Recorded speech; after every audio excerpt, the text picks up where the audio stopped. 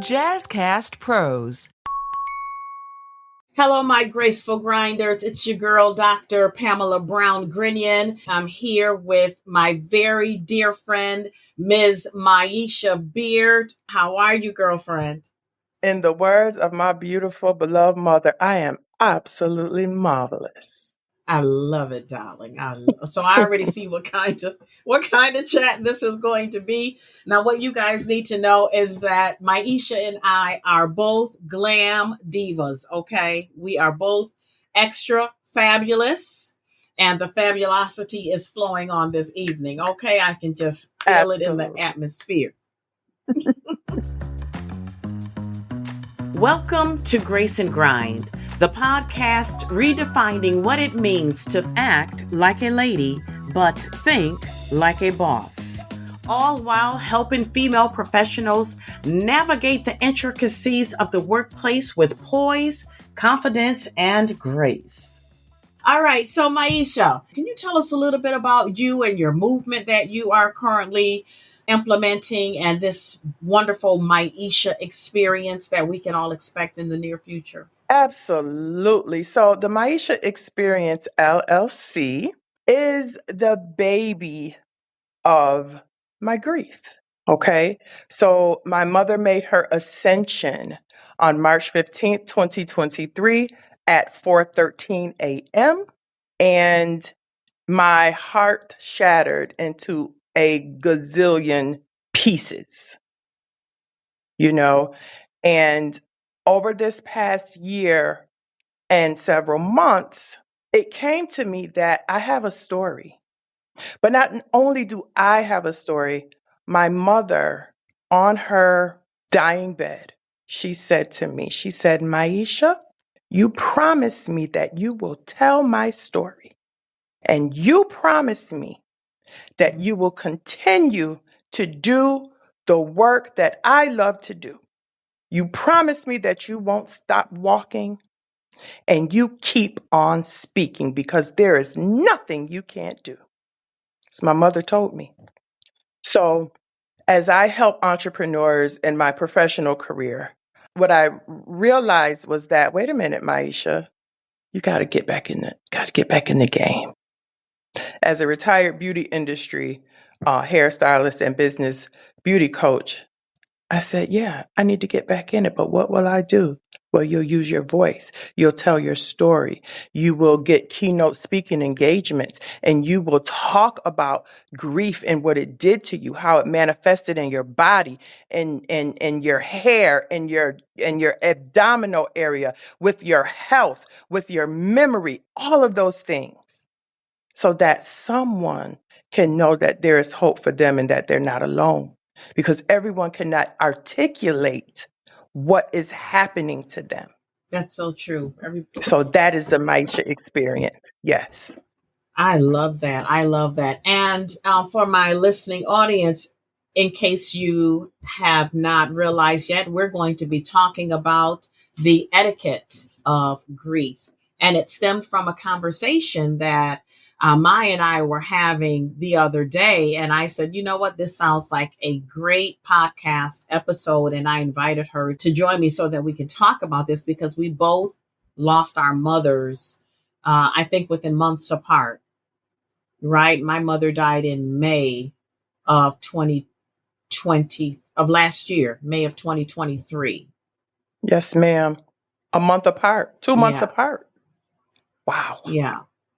Wow. Yeah. And it's a little unnerving to imagine, you just don't think about, everyone has to die, but you don't ever think about, you're going to lose your mom, and I guess for me, the hard part was my mom and I had just made up and resolved childhood stuff like months before she passed away. And it's the closest we've ever been.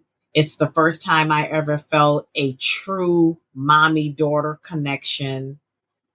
It's the first time I felt like she truly heard me, understood how I was feeling, acknowledged it, apologized like authentically, and I felt like in those few short months, she was able to see me and not the me that she was envisioning, because she didn't want to identify with my pain, because that meant that she would have to identify her shortcomings as, a mother, Yes, which ma'am. always caused me some type of turbulence.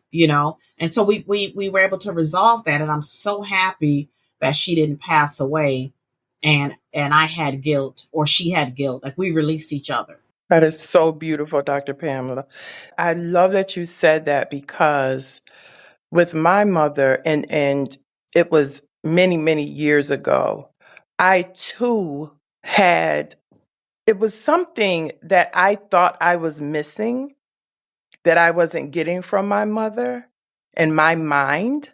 But it wasn't until my father said this to me. He said, until you make it right with your mother, nothing in your life will go good. And years ago, I mean, years and years and years ago, I remember my mom called me and she said, hello, love of my life. I am just calling to see how you are doing and to say that I love you. And I cried a river. I cried and cried and cried. And I said, what more do I want? What do I want? What more do I want? I have a mommy who loves me. Pull from her what you love the most, Maisha. You want to know what my issue was, Dr. Pam? My issue was that I thought that she gave one of my siblings more affection, attention, and love than me. And it wasn't until she said, Maisha, I did my best and I knew that you would be okay, but they needed me the most. And I said, Mommy, now that I have multiple children, I get it. And I am so sorry Mm-hmm. for thinking Mm-hmm. that you didn't love me. Mm-hmm. I can relate to that. And we apologized to each other. And I'm so grateful, Dr. Pim, because I have no regrets. No regrets. Mm-hmm. That's wonderful. And when my mom and I had our moment, it was like in an instant, just like that. All of the years of anger, and even some years of hatred, like real, just like, I don't even want to hear your voice right now. You know what I mean? Like, it was Hmm. really a tumultuous time in my life where I just felt unprotected, unseen, unheard, abused. I just felt so Mm, many, and I just felt just like, where are you? Like, where are mm, you? What are you doing? Where are you? And just, I didn't feel her presence like I needed to. mm, And it caused a lot of negative emotions that, built up over the years. And then at some point, my emotions just seemed to be on autopilot, and I couldn't control it, until I learned how to control it. And I yes. was okay. I was okay with being angry and feeling what I was feeling. And I felt like you deserve it, because you weren't there. You were the parent. You know what I mean? Hmm. But yeah, it wasn't until, you're right, when you have children and then you think that you're doing your absolute best, and your children say to you, well, I felt this way about you. And it's like, well, how could you feel that way about me? And I did this and that and this and that. And I'll never forget my oldest sister telling me that, you ever thought that maybe she did the best that she could with what she had? Ooh, And when you're a come on. kid, you don't, like you said, you don't have the language to express that or think that. You can only think from a place of, I'm in a situation of lack here in a lot of different ways, and I'm desiring more of you, and I'm not getting that, and I need that. I need that. But I thank God that He had so many rams in the bush for me. So many female mom examples that I had in my life. Yes, Yeah, it was amazing. They really filled the void, filled the gap, stood in the gap, I should say, stood in absolutely. the gap. But yeah, I'm just so happy. When we were talking the other day, you shared your last moment that you had with your mom, if you don't mind. It was so beautiful. Do you mind sharing that? Because I would love it to. just touched my heart. Oh, I thank would love you. to share it. Let me set the stage for mommy's last breath. Okay, she exhaled and I was there. And prior to going to the most beautiful hospice home, my mother looked at me and she said, Maisha, I'm done. I am tired. I am ready to go sing in the choir of angels. Get me into a hospice facility so that I can do this on my terms with my dignity, my respect, and my beauty. And I looked at mommy with tears in my eyes and I said, yes, ma'am. We went on Amazon. We purchased fuzzy socks, beautiful nightgowns, beautiful head coverings, all that matched, a beautiful comforter, new pillows, all of the things. We sat there and put them all in it and we bought them. The ambulance came to Highland Hospital. They put mommy on the stretcher and she looked over at my sibling and I and she said, I am so happy. We drove behind the ambulance, made it to the hospice facility. They put my mother in that soft bed and she went, oh, that feels so good. Days passed. They called mommy Lionheart because her heart would not stop beating. When the rest of her organs stopped doing what they were doing, her heart said, not today. I'm going to beat for this organ and this organ and this organ. And what we learned was that we needed to give mommy permission to go. What we learned is that a mother will be a mother until her very last breath. She will be a mother. And what we also learned is that transitioning, ascension, by whatever name you want to call it, is as much work as it is to give birth. So it is work to transition. This is a journey that we learned. Fast forward to the day. I knew it was something different about this day. Mommy's breathing was different. I continued to hear what they call the death rattle and what they say the patient can't feel. But I'm like, oh my goodness, this sounds different. And I said, God, please, I begged God, please take her. I will break my own heart. If my mother is suffering, please, God, just let her sing in the choir of angels now. I begged. I never begged God because you don't have to beg God. So time progressed and I was sleeping in a chair next to her and my sibling was in the living room sleeping and a shift happened and my eyes opened and I looked at my mom and her breathing was extremely fast. And I stood up and I whispered to her and I said, Mommy, it's okay. You can go and sing in the choir of angels and take your rightful place. And you get to see Dad, which is her father. And you get to be free. Mommy, you did well. And I promise you, we will be okay. And maybe another 30, 40 minutes passed by. And I kissed her forehead, her cheeks, her feet, her hands. I felt like it was my moment. I felt like God put me there and it was my moment and I allowed it to be. And so she inhaled and it was a long time. in between. Seconds seemed like minutes. And I had my hand on her heart. She exhaled. And in that exhalation, I turned around. I looked at the clock. It was 4:13 a.m. I looked back at mommy to see if I could see anything, if I could hear anything. Mommy was free. And I will never forget the sound of that release, of that exhale. In that moment, there were tears of both sadness and joy, duality. Sad for me, happy for mommy.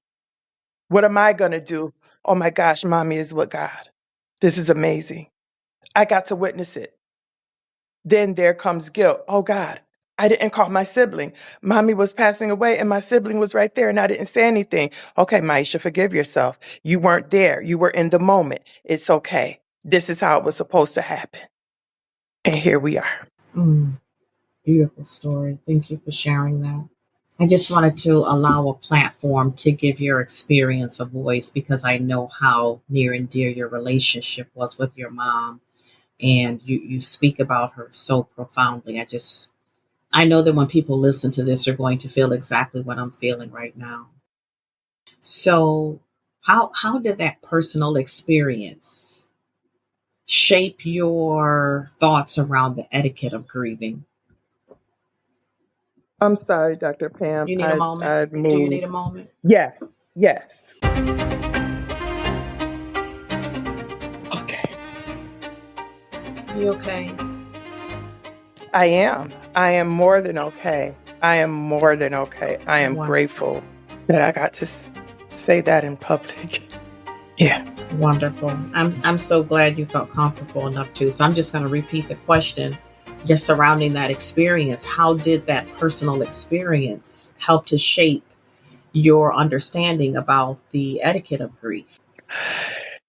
Here is what this entire experience did to shape that. Here's what I know. I know that grief is not a destination. I know that time does not heal anything. I know that clichés do not help. I know that people can experience losing their mothers. However, the experience is different for each person. Yes, absolutely.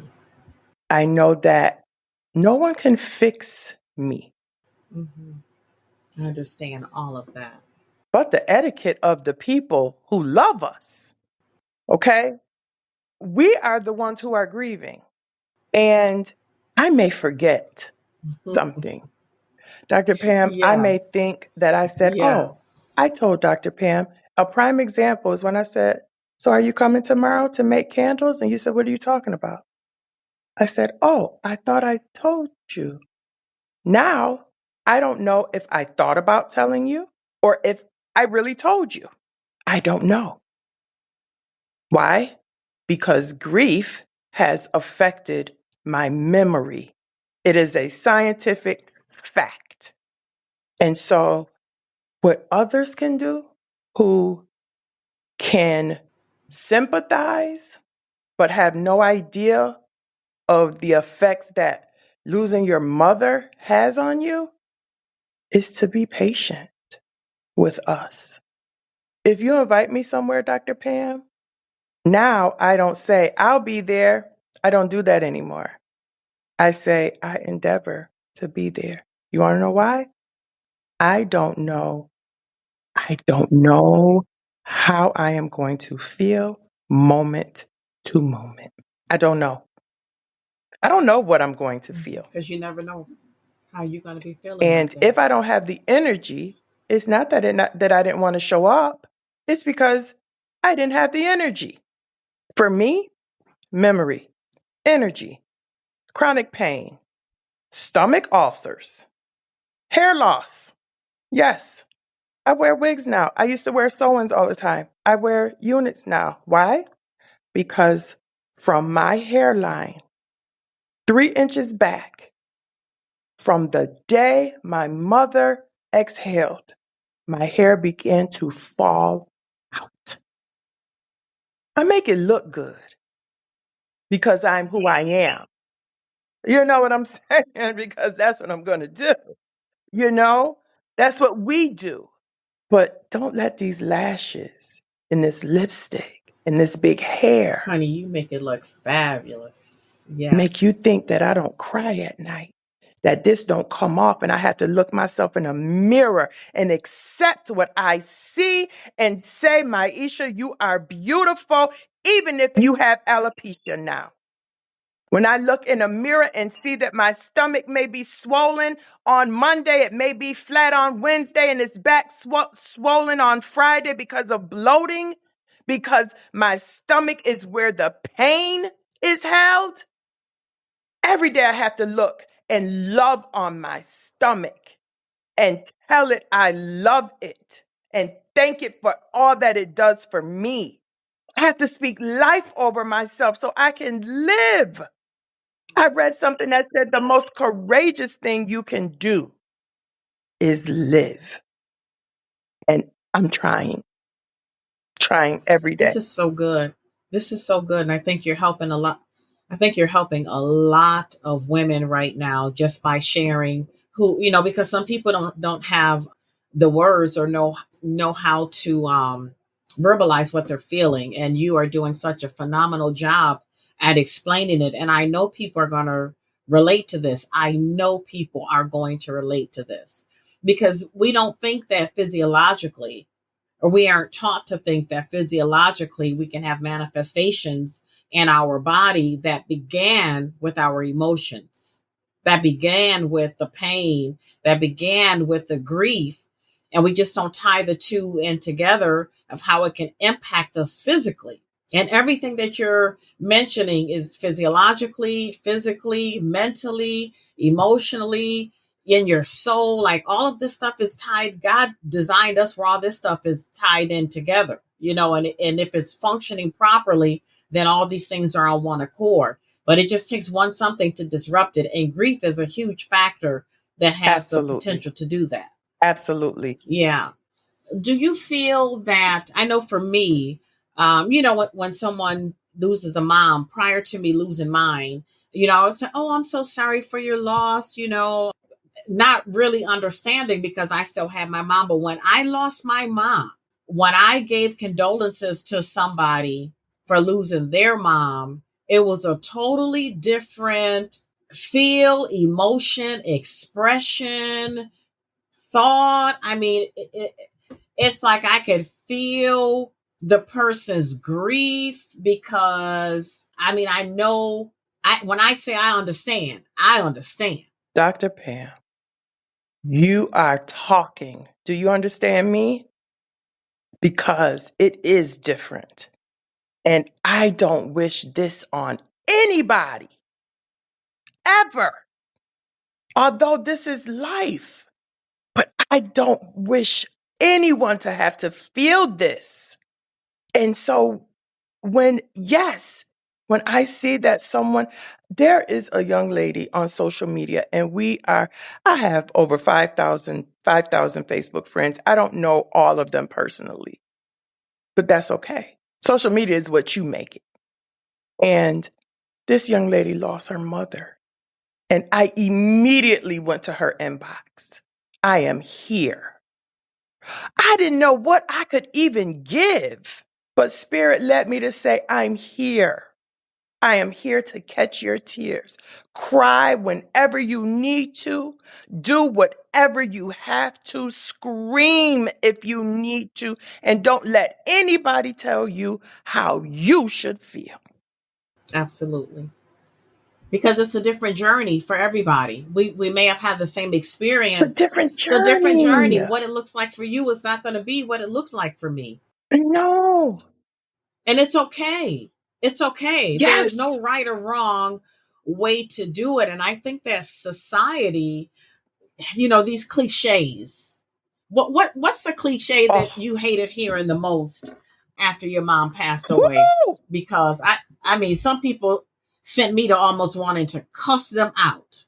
I said, Girl, Dr. Pamela honey, Brown Grinion. honey. Let me tell you, let me say this. The one that I despised.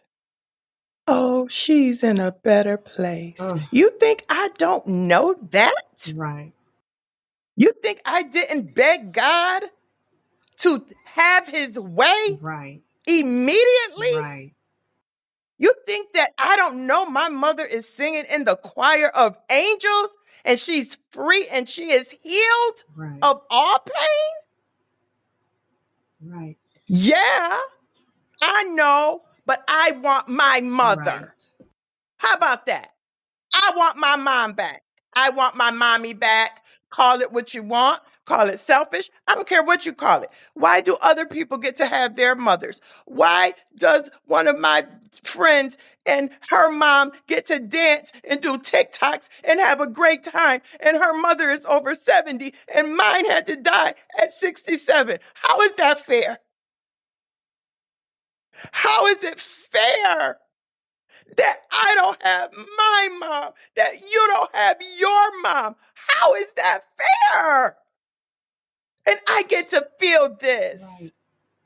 Yeah, I get to feel it. And no one can tell me not that I am wrong right, for feeling this way. right, She was my mother for 50 years. 50 this year, my first birthday without mommy. I couldn't do anything. I didn't want to talk. I didn't want to see anybody because I didn't even know who I was. She's in a better place. Well, how about I want her to be with me, right, healthy? right, How about I still have flowers to give her? right. How about cancer stole her from me and my siblings? Mm-hmm, Nothing makes that okay for me. mm-hmm. Yes, God is God. I'm not negating that, but I get to feel how I feel. And he knew that you were going to feel, and that's he wouldn't have given us these feelings if we weren't supposed to use them. Right. That's right. Yeah. Dr. Pam, you are asking me questions that People don't think to ask you. I guess this needed to, yes, and this needed to come out because mm, Yeah.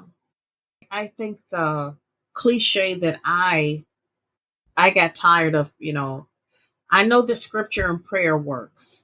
I know that. I grew up in the church all my life, right?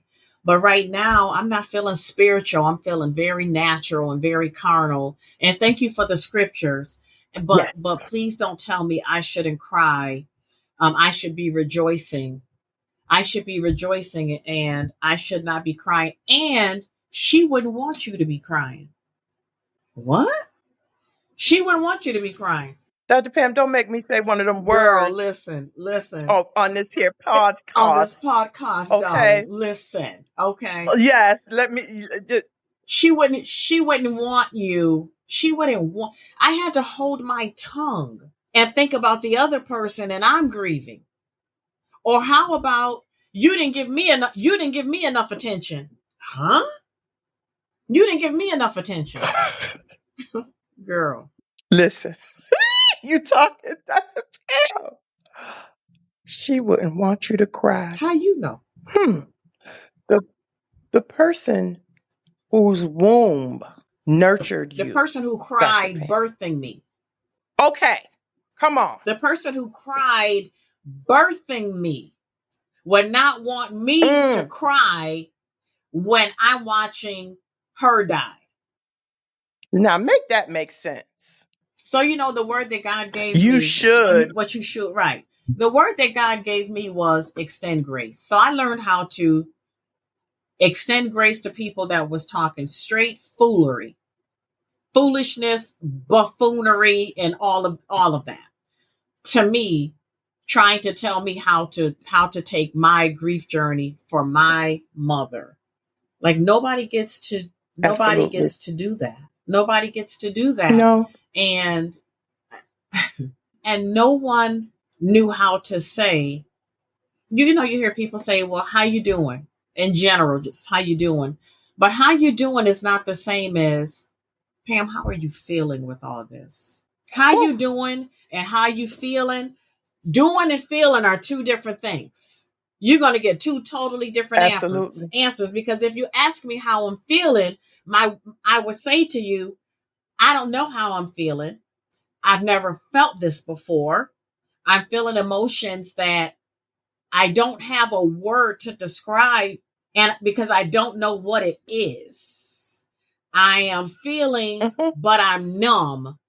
I'm happy, but I'm angry and I'm sad. I understand what's Hmm. happening, but I'm confused. I desired this to Come happen, on. but I wish it didn't. And I'm glad she's not suffering, but the selfish part of me is like, I just would rather her be on this side of heaven, Healed. right? Healed on this side of heaven versus, you understand what I'm saying? So Hmm. for someone to tell me about the etiquette of my grief, Oh, come on now. I think that we need to be a little bit more sensitive about, what we say to people. And, or sometimes, you know what? I would appreciate if people just shut up, Listen, let me say something to you. Mommy please. is all over here. You hear me? Because mommy's favorite term. Now, you said shut, right? Now, put a word in between the up, mommy's favorite. Do you understand me? And she said it's so good. She said it's so doggone good. So elegantly. Okay. And that, oh, Dr. Pam, that was so good. And when you really think about that's duality. Like I love the way the Most High God, whatever name you call the higher power, for those who are listening, w- love the way that we were created because we get to feel more than one feeling at a time. Oh, we get to feel, we get to experience joy and pain Mm-hmm. at the same time. Come on now. You better talk about it. At the same time. And let me tell you about joy. Let me tell you something about joy. Joy was walking into my 52nd birthday dinner, and you were there, Dr. Pam, and seeing my loved ones in yellow. I felt so much joy in my heart. And in the deepest part of my soul, Mommy, I wish you were here. Mommy, you would love Dr. Pam. I can see you talking to Dr. Pam right now. Mommy, you would have loved the song Jasmine sang. Oh my goodness, you would have said, sing that song, Jasmine. You know, I'm so, while I'm in joy, deep within, I still felt that aching, yearning for my mother's physical presence. Yes, I know she's everywhere, closer to me than the air I breathe. I know. Can I smell her though? Can I touch her? My mother spoiled me so good. If I got pink eye as a grown woman, she came and picked me up. And I was just making movies like I do because I'm extra. And I don't apologize for it because that's Period. who I is. That's right. The end. Period. And she sat right on the corner of that sofa, and I laid my 5'11" behind down with my head in her lap. Mommy, it hurts. And she put the eye drops in my eyes. When I got mosquito bites, she came over and iced them. Okay. When I was in the hospital after a major surgery, I heard my mother and I was under anesthesia and I said, Mommy. And she said, that's my daughter. I hear her. And she climbed up in that bed with me and held me and did not leave me. So I put my own eye drops in now. That don't even make sense to me. Mm-hmm. Mm-hmm. You I know, get it. people don't understand. We are different. We're different. I think my And well, Dr. mhm. Okay, No, no, go ahead. I was just gonna say that mommy told me, and she told me and my siblings this. And now I tell my children this. Maisha, you are the love of my life. Only God loves you more than me. My mother said it. Only God loves you more than me. Do you hear me? Only God loves you more than me. Only God loves you more than your mom, Dr. Pam. My mom said the same thing. Come on. Yeah. My experience where I really, really, really missed my mom the most was when I was graduating with my doctorate. My mother, I knew my mother was proud of me because the whole time I was trying to finish my studies, she would always, when she would be in the hospital, she would always say, "This is my doctor right here." And I'll be like, "Mommy, I'm not a doctor yet. Are you my doctor? This my baby. This my baby, a doctor." I'm like, oh, here we go. I I'm like, "Mommy, I'm not a love doctor it. yet." And she would always ask me, she'd be like, "You coming over today? Are you doing this today or whatever?" And I'm like, "Mommy, I can't. I'm working on this dissertation." "You still working on that dispensation?" I say, "Mommy, it's called a dissertation." That's what I said, dispensation. So I when I love finished it, when I finished it and I defended the dissertation, I just said, "Mommy, I finished my dispensation." it. And when I was graduating, because she always said, "I'm going to be right there. I'm going to be there. I can't wait until you graduate. I'm going to be there watching you graduate." And I tell you, I had the hardest time lining up. Mm. And I wanted to get a button, or I wanted to have something with my mom, some type of Mm-hmm. tribute. The necklace I had, that was I found in her jewelry box, her initial M. I forgot the necklace. It was in my Mm. purse, but I had forgotten to put it on. And I just was like, "Oh my God, I don't have anything." And I just, even though I knew she was in my heart, she was definitely on my mind. I wanted to have Mm-hmm. something tangible. Mm-hmm. And as I was walking to Yes. march in, before I went into the auditorium, one of my best friends was standing there trying to get in, but they wouldn't let her in because we were processing in. And she waved her hands like, "Come here, come here, come here." And I saw her and I went over to her, and she had a button with my mom's picture on it. And she pinned it on me. And my Isha, when I Mm. tell you, my legs just instantly turned into wet noodles. I felt like I was going to faint at any minute. Mm. And as we're sitting there and I'm just in the chair, I'm just like, I wish they would hurry up and, let's go, let's go, let's go. As I was walking up the ramp, and my doctoral chair came and stood on the right side of me. And he told me, "I only came today so that I can hood you. Like, this is why I'm here." And he said, "And I want you to know your mother is so incredibly proud of you right now." When I tell you, I could have fallen over. And then when I went Yes. up there and I faced, and I could see all of my family on that back row, like almost taking up the whole row.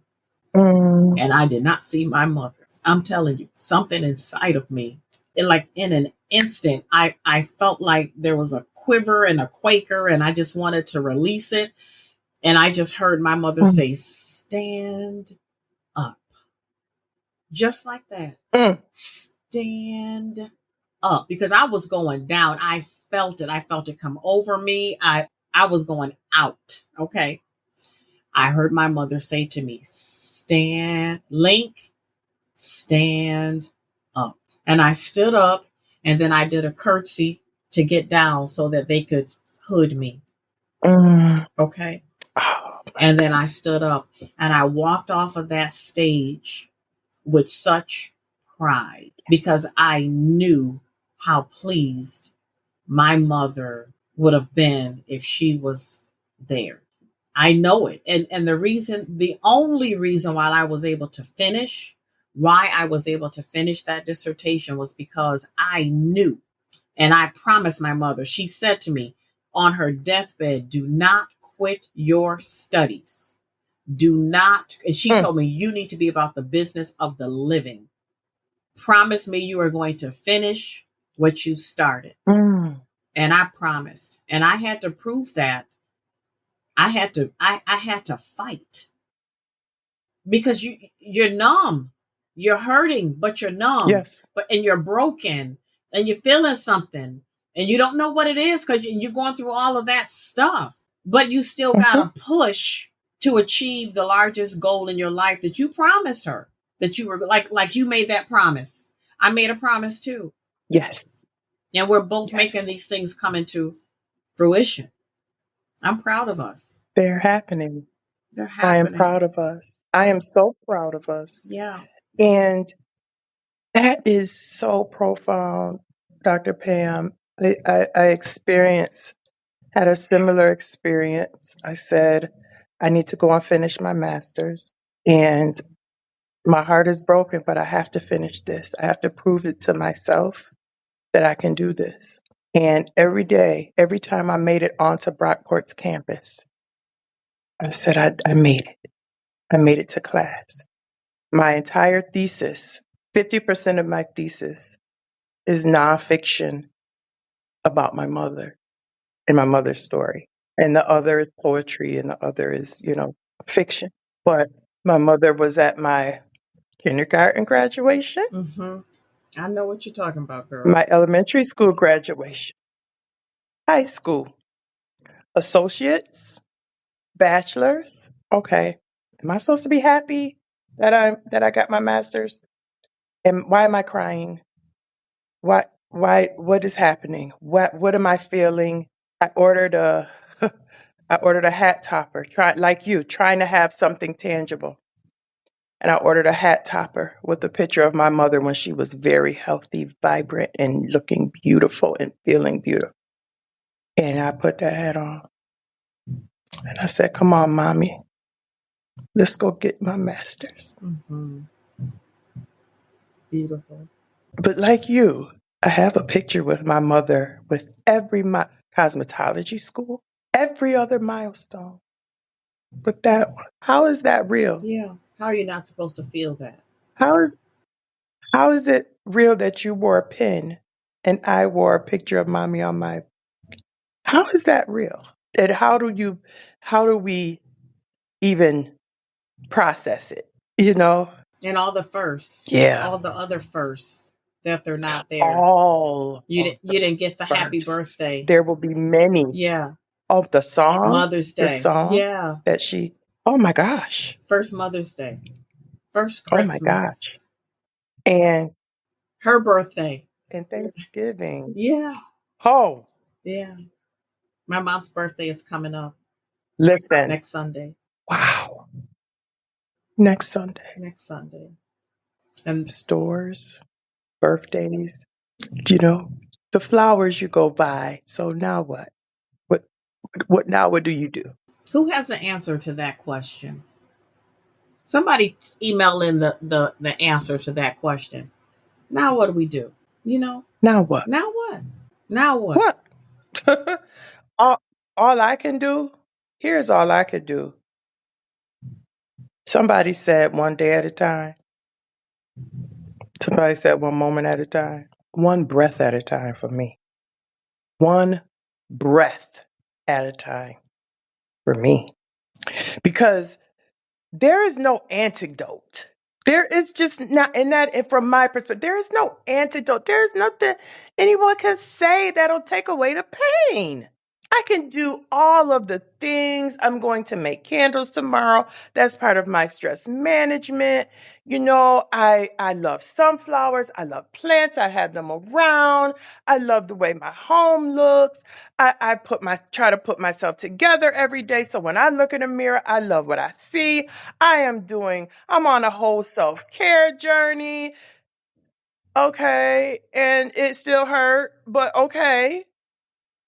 Some days my higher self says, like I was watching the rain one day, and the poet in me, and the writer in me, and the artistic person in me was sitting on my porch and I actually saw the rain. I usually just see the rain hit the pavement, but I saw the rain. I said, wow, I can see the rain. And then I saw the tree and the wind was blowing and the branches showed no resistance to the wind. No resistance. They flowed. They flowed. I watched a few leaves fall and I said, oh man, the leaf. And then I saw as the leaf fell, I looked at the trunk of the tree and I was like, oh wow, look at that foundation. The tree will always be there. And that is God, the most high, the great supreme, whatever name people choose to call it. And then I said, oh, the wind, that's life. And the branches, that's us. And when we don't show resistance, we flow. And then that leaf is not coming back until the next season. It's my mom. And so I was like, that's beautiful, mommy. You know, I talk to mommy like that. That's beautiful, mommy. Thank you for showing me that. Thank you for showing me that in a metaphor. Now that felt good, but that's a moment. All right. So, my final question that I want to share with you is, we watched you go through your grief. We've read your Mm, stories about your mom on social media. Like, you were very public about how you were feeling. It was all positive. Even when you expressed your negative emotions around it, it was still very positive, right? So, the question that I like to ask all of my guests are, how did you make going through that grief journey of yours, and you still continue to grind through it, right? How did you make that grind to look so graceful as you were grieving mm, the greatest grief you've ever felt in your life? How did you continue to make your grind so look so graceful? mm. By staying in flow. It's like those branches that I was telling you about with the wind. Allowing myself to feel whatever came up in my heart space, whatever came up. I was just available to allow the journey to unfold. And it's still unfolding. I am still very much grieving. And the way it looks, hmm, I know one thing. When I look good, I feel good. Absolutely. So I try to keep myself together. That helps. But I always, always, always speak my truth. Even if I'm vulnerable. I remember I was on a cruise last year and I went live because I wanted people to understand how I juxtaposed the ocean and the waves and the never ending sky to life and the boat.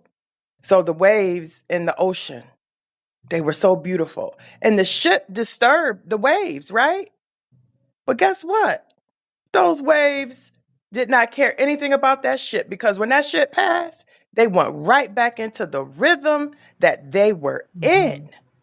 So flow, Maisha.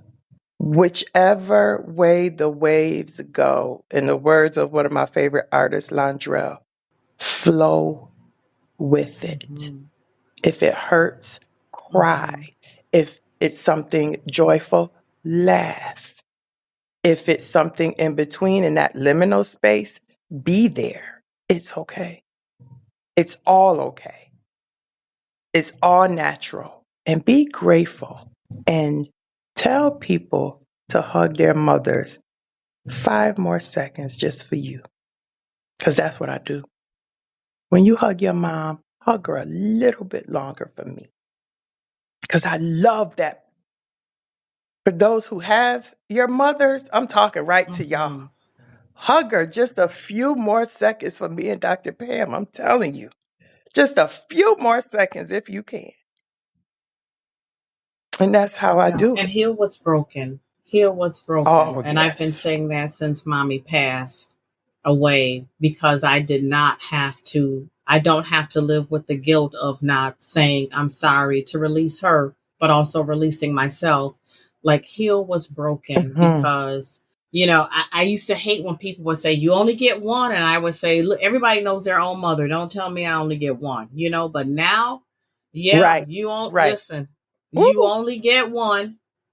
And it's more than just a few words. Right. You only get one. It's more than just a cliche. It sure It's more is. than just a cliche that we say. It's the truth. That's And right. and It's the and if truth. you just don't want to risk having to feel like that if you don't get it right. That's all I'm saying. Nope. And it's up to us to get it Yeah. right. It's up to Yeah. us. It Yeah. is.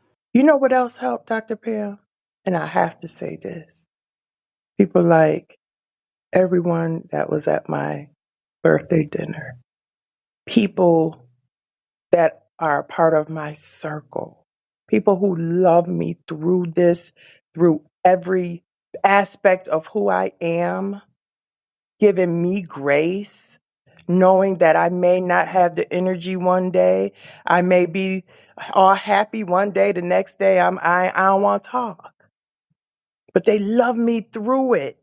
The people who love you, Dr. Pam, the people who love us, we hold on to them. Those are our people who love us through all of the usness that we are. Because, Dr. Pam, I love you. Ain't nothing you can do I about know that's right, girl. Well, you know what? That's all we have time for today. And I just want to just sum things up and just tell people to allow others to grieve in the way that they want to without imposing the way you would grieve on them. Allow people the space and the energy and to just be the way that they want to be, to express it the way that they want to express it. And please abandon the cliches because that has nothing to do with how I'm grieving. Your cliches does not help me or anybody else while we're grieving. So keep your cliches to yourself and pray in quiet. Sometimes you just got, when you don't know what to say, just don't say anything at all. Sometimes the best thing to say is nothing. So just remember that. Okay. All right, my graceful grinders, we are out. We had my very dear friend, Ms. Maisha from the Maisha Experience, Maisha Beard. I'm so glad that we have the time to share this space together today. Likewise, Dr. Pam, I'm so likewise. glad. Thank you for having me. And thank you, Graceful Grinders. Yes, honey. And you know what? We're going to be doing this a whole lot more. I just feel it in my bones. I love you. I love you All right. too. Bye. Bye. I thank you so much for joining the Grace and Grind podcast. I'm your host, Dr. Pamela Brown Grinion. And until next time, and always remember to create your totally unique day on purpose.